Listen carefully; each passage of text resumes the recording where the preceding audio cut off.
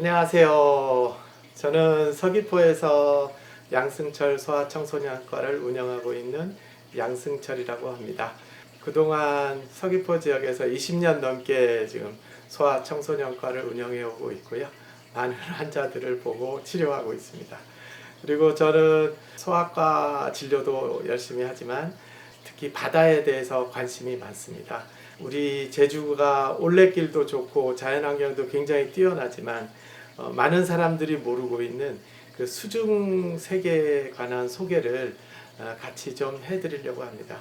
중심적인 것은 우리 아이들이 자라고 크는 데 있어서 질병에 걸린다든가 그리고 발달 사항을 체크한다든가 그리고 이유식이나 다른 먹는 것을 어떻게 해결하는지 등 그리고 최근에 유행하고 있는 질병은 어떤 것들이 있는지 여러분께 설명을 드리면서 조금이라도 더 도움이 되게 하기 위해서 열심히 노력해서 유튜브 방송을 이어나가 보려고 합니다. 오늘 시간에는 간단히 요즘 유행하고 있는 그 노로바이러스 장염에 대해서 얘기를 해드리려고 합니다. 노로바이러스라는 그 바이러스에 감염이 돼서 생기는 장염인데 다른 장염들과는 달리 주로 11월에서부터 3, 4월에 많이 유행을 하게 되는 그 바이러스성 장염의 하나입니다. 바이러스나 세균성 식중독 같은 게 여름에 많지만 이 바이러스는 온도 변화에도 아주 강하게 적응을 하기 때문에 주로 가을 늦게 그리고 겨울에 이 증상이 나타나는 경우가 많습니다. 그리고 최근에 거의 피크를 치면서 유행을 하고 있는 질환이고요. 아마도 많은 어린이들이나 어른들이 지금도 노로바이러스 장염에 감염되어서 고생을 하고 있는 분들이 많을 것 같습니다. 이 노로바이러스 장염의 가장 까다로운 점은 뭐냐면 박멸하기가 쉽지 않다는 겁니다. 그 이유가 있는데 냉장 보관을 해도 이 바이러스가 죽지 않습니다. 보통 60도 정도까지의 온도로 미지근한 가열을 하더라도 이 바이러스는 계속 살아남아 있게 되고 우리가 손소독제로 손을 닦는다고 해도 이 바이러스가 살아남아서 전염을 일으킬 수 있습니다. 그러면은 이 노로바이러스가 감염이 되는 주요 경로는 일단 두 가지라고 보시면 되겠습니다. 첫 번째, 음식물을 섭취로 의한 감염이 있겠고 두 번째가 사람과 사람 간의 접촉으로 인한 감염이 있겠습니다. 먼저 음식물에 의한 감염은 가장 중요한 게 이제 날걸로 먹을 때 그리고 덜 익힌 것을 먹을 때 감염이 된다는 것입니다. 이 겨울철에 특히 굴 같은 거는 저희가 삶지 않은 채로 날로 먹는 경우가 많기 때문에 굴에 의한 노로바이러스 감염 같은 경우는 뉴스에서 가끔 접할 수 있었을 것입니다. 그리고 이 생선이나 굴 종류 같이 이제 해산물을 이렇게 날로 먹을 때는 항상 감염의 위험성이 있기 때문에 요즘처럼 감염이 많은 경우에는 특히 어린이들 같은 경우에는 해산물이나 굴 종류를 날로 섭취하지 않도록 해주시는 것이 좋겠습니다. 그럼 육류로도 감염이 될 수 있느냐? 예, 고기를 완전히 익히지 않고 심부 온도가 60도 이상 올라가지 않은 경우에는 마찬가지로 감염이 될 수 있습니다. 그래서 고기도 가능하면 잘 익혀서 먹는 습관을 들이시는 게 중요하겠습니다. 그리고 또 한 가지는 채소나 야채에 의해서도 감염이 될 수 있습니다.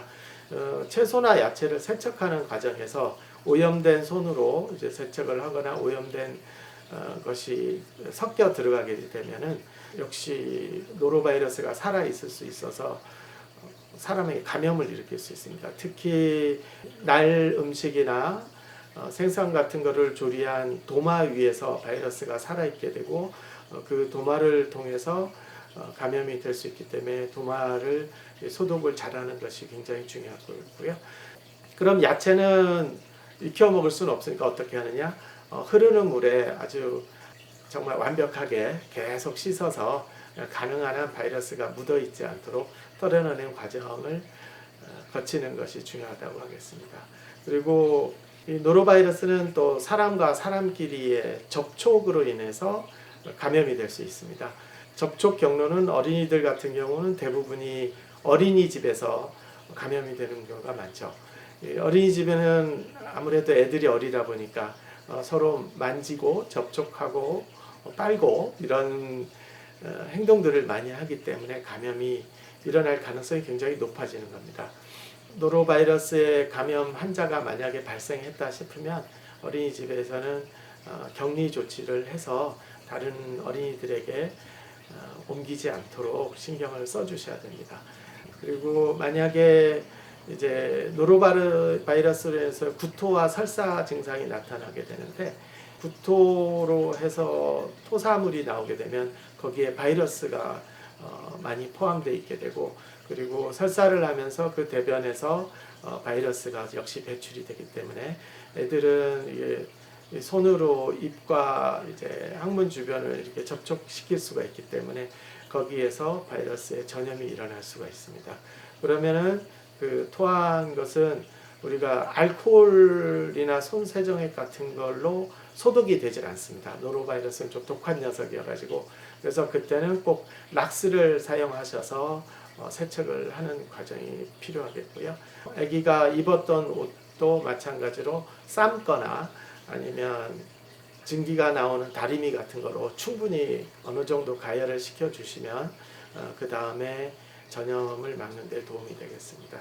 이 노로바이러스에 감염이 되게 되면은 보통 12시간에서 48시간 이내에 증상이 나타나게 되는데, 처음 나타나는 증상이 아이들에게서는 대부분 구토와 복통이 주로 처음 나타나게 됩니다. 처음에는 설사를 동반하지 않는 경우도 많아서 일단 구토와 복통이 있으면은 감염을 의심을 해야 되고요.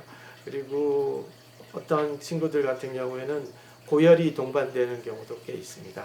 그래서 38도 이상의 열이 나면서 구토와 복통을 호소한다면 노로바이러스 감염을 의심하게 됩니다.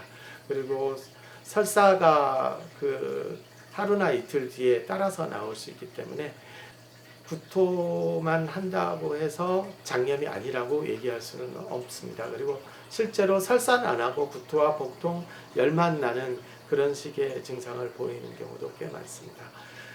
다행인 것은 이 노로바이러스 감염이라는 게 그렇게 오래 지속되지는 않습니다. 보통 이틀에서 3일 정도 지나면 대부분 회복을 하기 때문에 크게 문제가 되는 경우는 많지 않은데요.